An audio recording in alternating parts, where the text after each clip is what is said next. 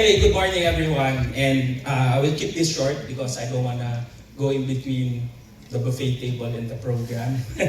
But anyway, on behalf of the Eye Care Management team, we would like to thank everyone for coming today. This successful ambassador launch would have not been possible if not for the following. First, our generous sponsor, St. Luke's Medical Center. I hope Veg and her team is right here today.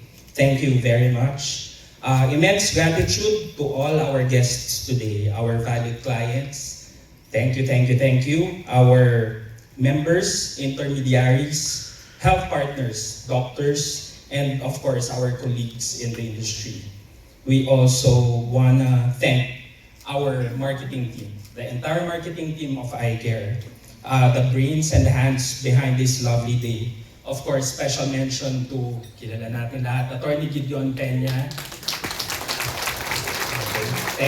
Thank you for this, sabi ko malupit na araw for everyone.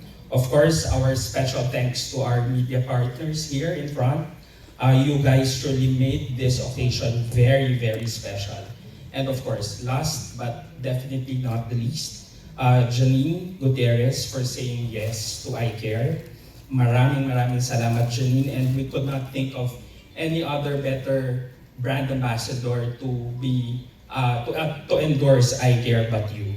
Again, thank you everyone, and we look forward to more Filipinos saying yes to better health. Thank you again to everyone, and stay safe, stay healthy all the time. Thank you.